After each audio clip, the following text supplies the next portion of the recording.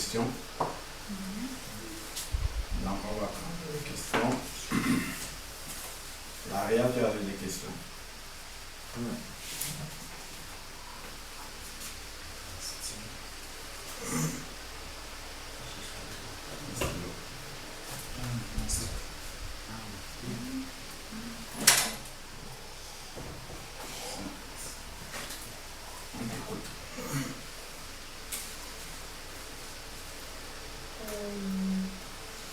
Une question, et comment faire le biblique?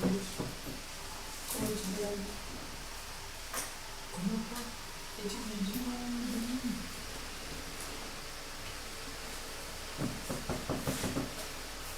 C'est quoi ta question, Laria? Comment étudier, comment comprendre l'étude biblique? En fait, pour méditer, comment faire en fait? Ok, comment méditer la Bible, c'est ça? Oui. Ok, d'accord. Qui d'autre a une question? Comme ça, on prend toutes les questions et on les fait une à une. J'avais posé une question, je pense. Vas-y. C'était pour connaître est-ce qu'il est permis de se faire baptiser à 3 fois? Ok. Est-ce qu'il est permis? Est-ce qu'il est permis de se baptiser 2 ou 3 fois ou 4 fois? Ou 7 fois? Très bonne question, maman Amélie. Ah oui, c'est vrai. Il y en avait plein. Qui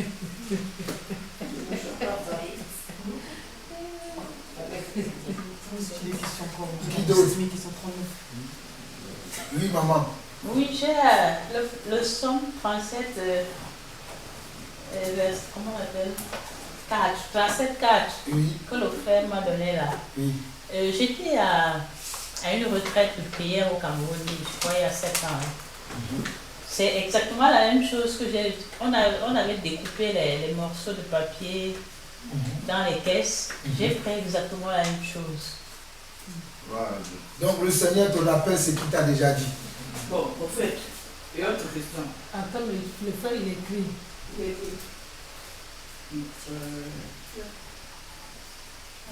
Ça, c'est la question en question là que vous avez parlé. Mais il faut que je pose. Maman, pose la question, nous sommes en famille. Si la question est mal formulée, nous allons le reformuler. Bon, quand tu étais marié et que ton mari est dans une secte, est-ce que tu peux encore.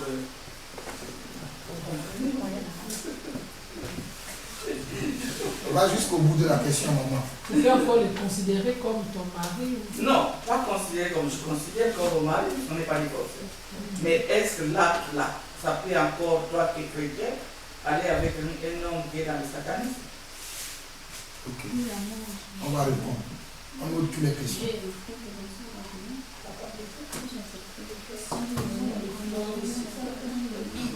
Ça fait déjà 4 questions. Oui, moi j'ai Toi, encore. parce que pour elle, c'était pas une question. Ouais, moi encore. Oui, vas-y. Moi je voulais savoir quand l'église sera enlevée, que fera les justes qui vont rester sur la terre? On ne va pas. Ok, on prend quand même la question. Amen. Quand l'église sera enlevée, que fera les justes qui resteront sur la terre?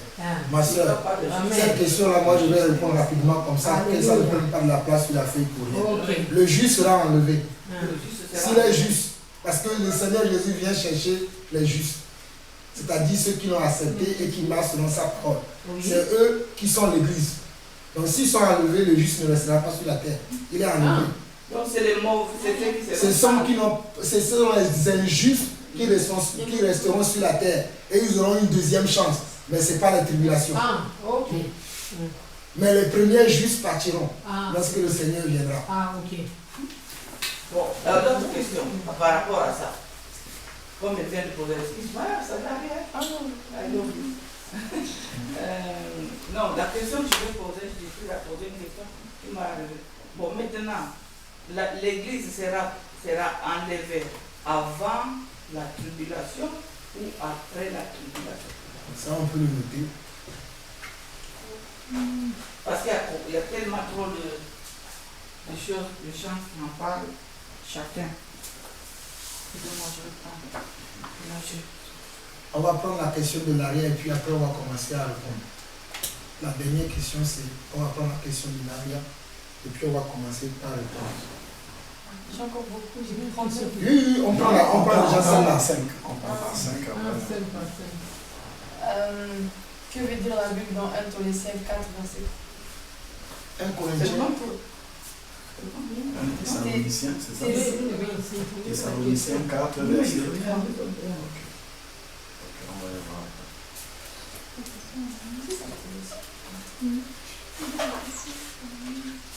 Alors, je rappelle les questions. La première question, c'est comment étudier ou comment méditer la Bible. C'est Maria qui a posé cette question.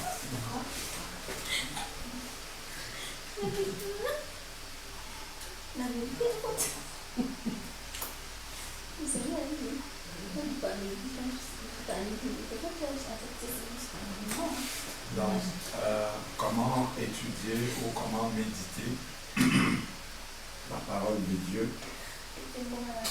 Donc, la première chose déjà, avant de rechercher une méthode, c'est la disposition du cœur.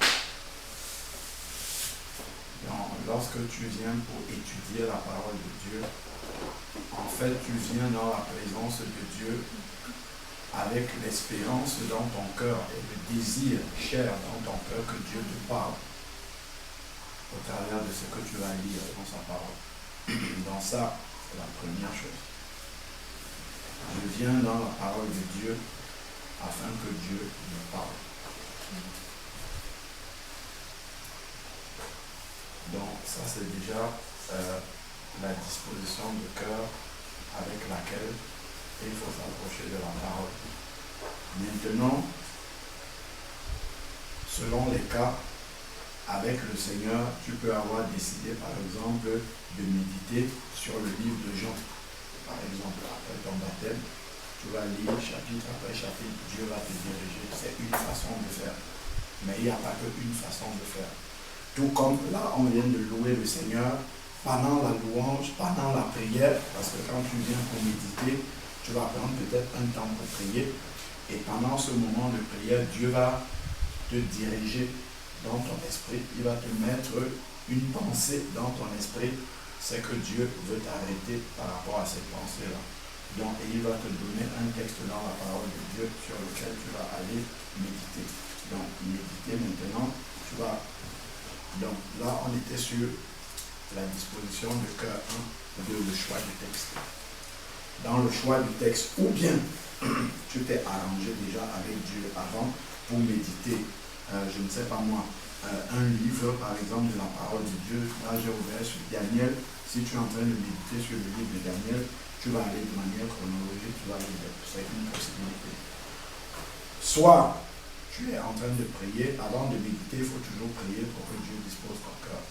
Donc avant de commencer à méditer pendant la prière ou pendant la louange, tu peux aussi louer le Seigneur ou les deux. Le Seigneur va arrêter ta pensée sur quelque chose en particulier et il va te donner un texte. Tu vas dans ce texte-là, là, tu vas méditer sur le texte que le Seigneur t'a montré. Donc voilà déjà 2 étapes. Disposition de cœur, choix de texte. Maintenant, dans la méditation de la parole de Dieu, tu peux méditer dans un esprit de prière. Moi, ça m'arrive selon les cas. Parfois, je vais prendre un passage et je vais lire et prier sur chaque verset que je lis. C'est une manière de faire ça, elle est propre à moi. Ce n'est pas une méthode.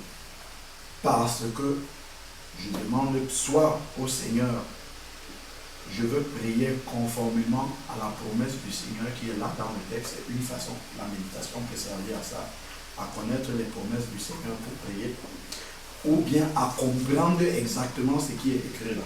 C'est une autre possibilité. Comprendre ce qui est écrit, tu vas lire un texte, peut-être un verset ou 2, c'est arrivé. Et commencer à interroger le Seigneur par rapport à ce que je suis en train de lire. Il dit, que veux-tu? Ordonne. Seigneur, tu parles à qui? Ça s'adresse à qui? Quelle était la condition de la personne à qui Dieu parle? Est-ce que je peux me retrouver dans cette situation-là? est-ce que Dieu est en train de me parler dans ce verset? S'il me parle, est-ce que ça concerne une situation de maintenant que je vis? Une situation que j'ai déjà vécue et Dieu veut me permettre de tirer une leçon sur ce que j'ai déjà vécu. Est-ce que Dieu veut me prévenir de quelque chose qui va arriver plus tard? En fait, je lis un verset et je suis en train de questionner le Seigneur par rapport à ce que je suis en train de lire. Qu'est-ce que Dieu veut me dire quand il dit que veux-tu? C'est pour que mon cœur soit exposé, que j'expose mon cœur, ou c'est vraiment une question que Dieu me pose pour que je m'engage par rapport à quelque chose? Tu vois comment on médite? En fait, on se pose des questions par rapport à ce que Dieu dit dans ce texte-là. Est-ce que c'est pour moi? Est-ce que c'est pour quelqu'un qui m'a confié un sujet de prière que Dieu est en train de me répondre? Il y a vraiment énormément de choses qui peuvent venir dans la méditation. Quelqu'un m'a peut-être confié un sujet de prière. Je suis en train de prier pour ça et Dieu me permet de tomber sur un texte qui va répondre exactement. La sœur tout à l'heure, elle avait confié un sujet de prière. J'avais entendu le sujet de prière, c'est resté dans mon esprit. Et quand on est rentré du baptême, là dehors, Dieu m'a donné un verset. Oui, ça c'est pour elle. Donc, j'ai cette conviction-là, c'est pour quelqu'un d'autre. Tu vois? Donc, il y a vraiment beaucoup de choses qui peuvent sortir d'une méditation de la parole de Dieu. Donc, méditer, c'est pour comprendre en profondeur le texte de la parole de Dieu. Et maintenant, Dieu va te guider par rapport à la manière d'utiliser ce que tu as compris en profondeur de ce texte. Donc, voilà, en résumé, c'est très résumé ce que je suis en train de faire.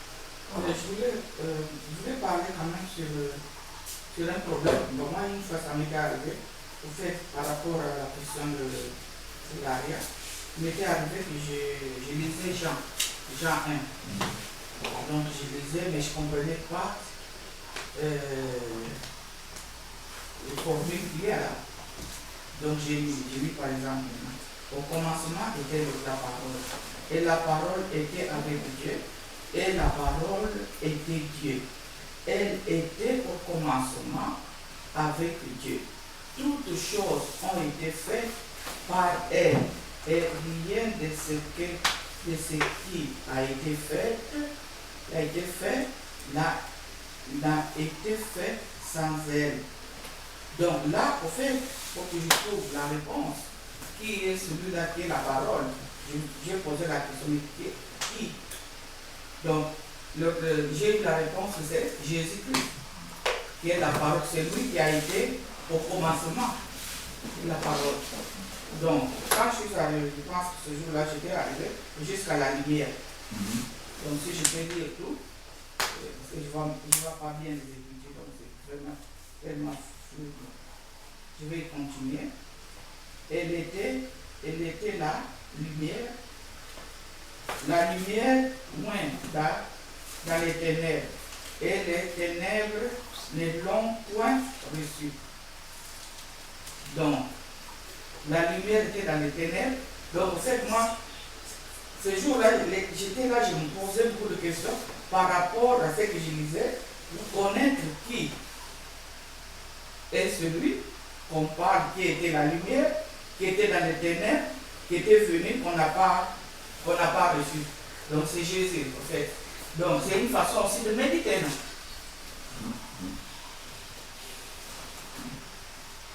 Et ce jour-là, en fait, ça fait longtemps que je lisais ce passage-là, mais je ne comprenais pas. Mais ce jour-là, j'ai pu déchiffrer qui était celui qui était là, qu'on appelle la lumière, qu'on appelle la parole, qui était dans la lumière, où est les ténèbres, dans les ténèbres, et les ténèbres ne l'ont point reçu. Il a eu un homme envoyé de Dieu. Quel est cet homme? C'est Jésus. C'est ça la réponse que j'avais trouvée. Son nom était, et Dieu, son nom était Jean le Baptiste. Il vient pour servir de témoin, pour rendre témoignage à la lumière. Donc Jean était venu pour rendre témoignage à la lumière. Donc la lumière, c'est toujours Jésus, c'est ça. Afin que tout creuse par lui, il n'était pas la lumière, mais il fut envoyé pour rendre témoignage à la lumière. Donc ça, c'est Jean qui était venu rendre témoignage à la lumière. Mais au commencement, c'est Jésus. D'accord. Donc, si on peut rester un peu dans la généralité, sans rentrer, sinon là, on va changer de sujet. Là, on reste de manière générale sur la méditation de la parole de Dieu, pas sur un texte en particulier. Après, si tu as des questions sur un texte en particulier, on peut prendre aussi dans la deuxième série de questions. Mais c'est bien que tu vois un exemple tel que maman était en train de parler sur la manière dont on médite la parole de Dieu. Donc, comme maman a parlé, je vais lire un autre exemple de méditation de la parole de Dieu dans la Bible, dans Acte 8, pour que tu vois un peu comment ça peut se passer. D'accord? Donc, prenons Acte 8 à partir du verset 26. Et on va ajouter justement au travers de cette lecture-là un élément que je n'ai pas dit tout à l'heure. Acte chapitre 8, verset 26. Acte chapitre 8, verset 26.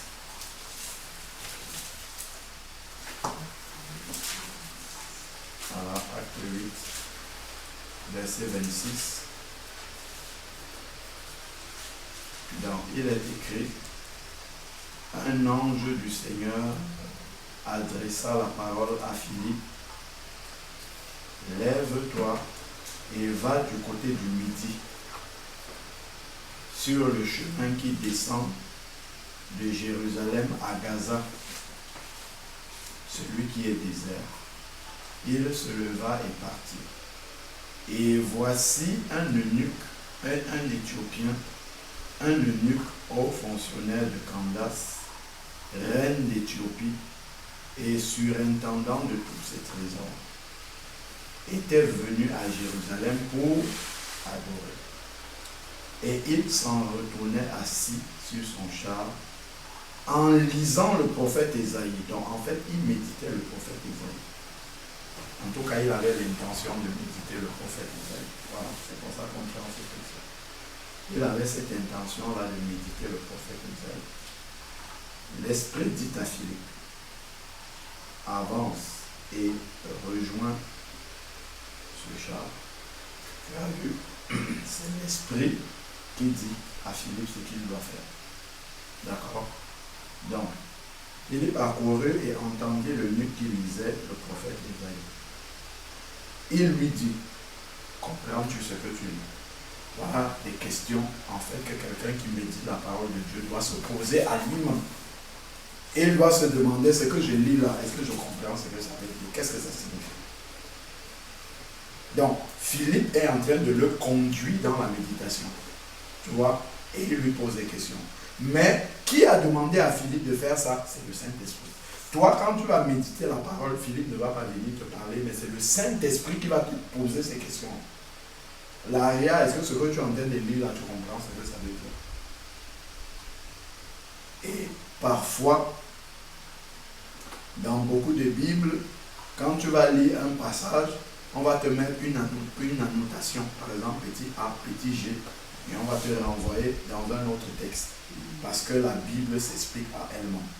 Donc on va te parler de quelque chose ici, on va te mettre un renvoi, c'est bien souvent d'aller regarder le verset vers lequel c'est renvoyé et aller lire ce verset-là.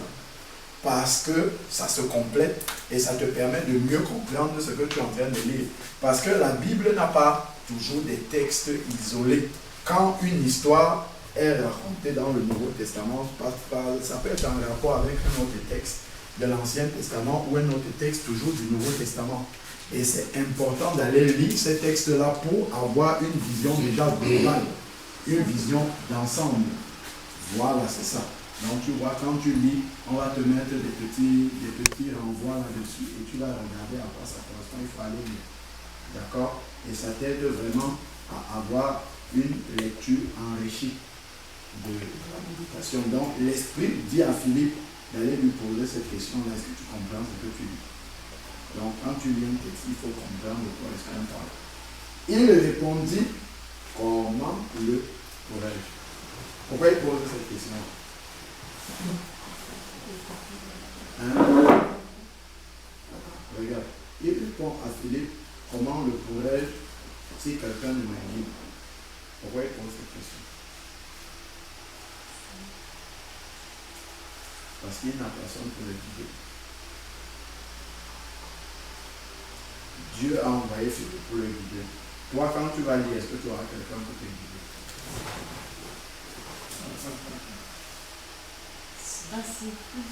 Si, ben qui va te guider?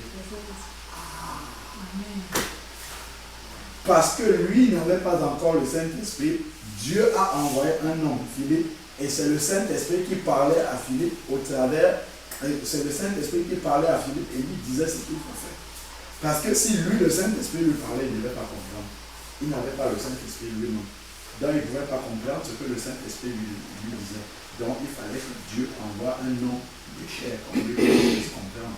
Parce que c'est ça qui était à sa portée à ce moment-là. Il fallait d'abord qu'il naisse. La Bible dit dans Jean chapitre 4 que Dieu est esprit.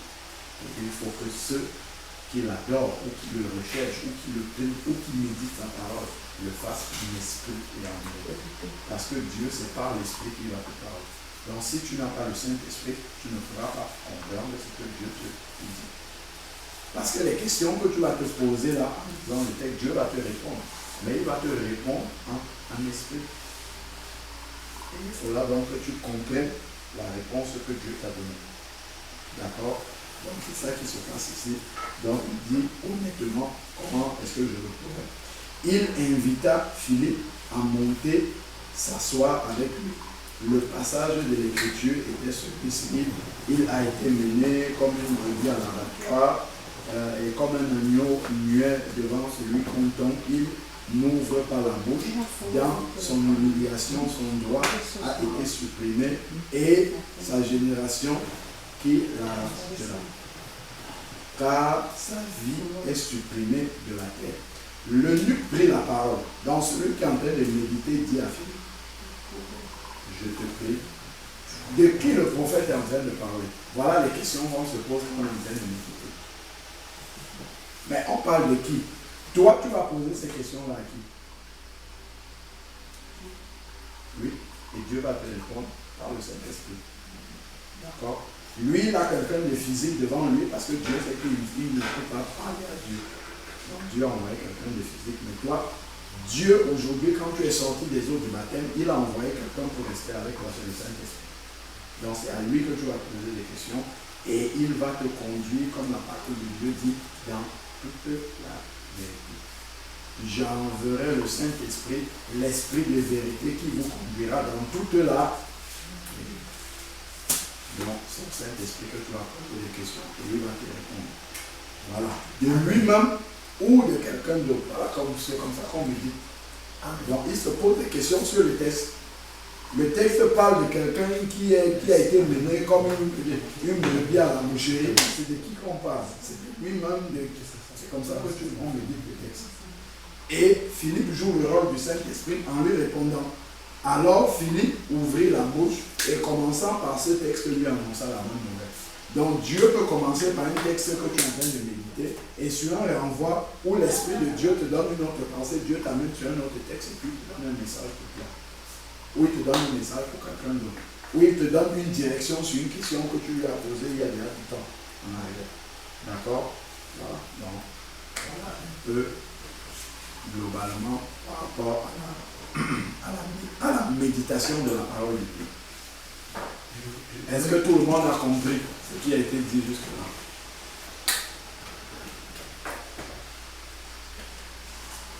Moi, je voulais juste rajouter par rapport à ce que le frère a dit.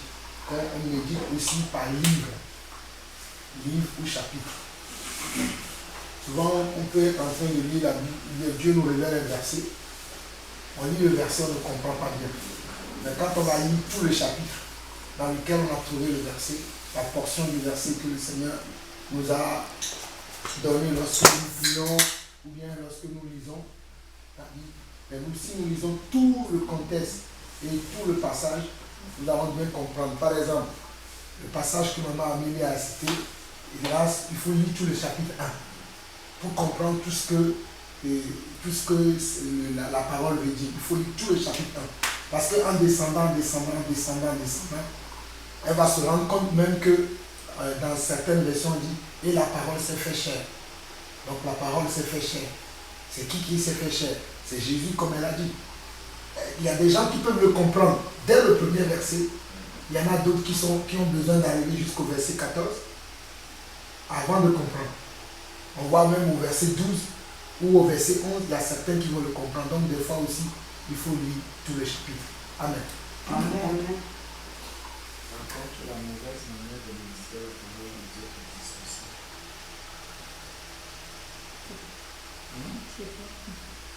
C'est comme tout le monde le fait, il lit le son. Lis le son. Les psaumes. Il reste des mots sur le son. Oui, tu lis le livre des psaumes et puis tu t'arrêtes là. Donc, la majorité des personnes, quand tu vas voir celui-là, on va te dire que pour méditer, lorsque tu as des problèmes et que tu veux méditer, lis le psaume 52. Lorsque tu vas aller faire un examen, lis le psaume 40. Lorsque tu as besoin d'acheter une voiture pour savoir si Dieu va te bénir par rapport à cette voiture, lis le psaume 2. Ça, c'est une mauvaise manière de méditer la parole de Dieu. Ça veut dire que tu vas dans la parole de Dieu avec de mauvaises intentions. Parce que la parole de Dieu nous dit dans 2 Timothée chapitre 3 verset 16 que toute écriture est inspirée et utile pour enseigner. Tu comprends? Donc si tu vois quelqu'un qui te dit, ah là, en ce moment, comme tu vas faire des examens, il faut aller lire le psaume. Dis-lui, vraiment, c'est toute l'écriture qui est inspirée de Dieu. Donc si le Saint-Esprit me demande de lire le psaume 1 ou le psaume 2, je vais m'asseoir, je vais le méditer. Ce n'est pas parce que je vais faire l'examen, mais parce que le Saint-Esprit me conduit à le méditer. Amen. Tu comprends? Donc, ne va pas méditer une partie de la parole parce que tu veux aller passer un examen. Parce que le Seigneur, au moment même où tu vas passer l'examen, lui, il peut te conduire dans un passage où si tu es appelé peut-être à prier pour les personnes qui sont dans des problèmes, en conflit. Donc, laisse-toi conduire par le Saint-Esprit. Ne te laisse pas conduire par les événements qui sont les tiens, les désirs de ton cœur. Laisse-toi conduire par le Saint-Esprit.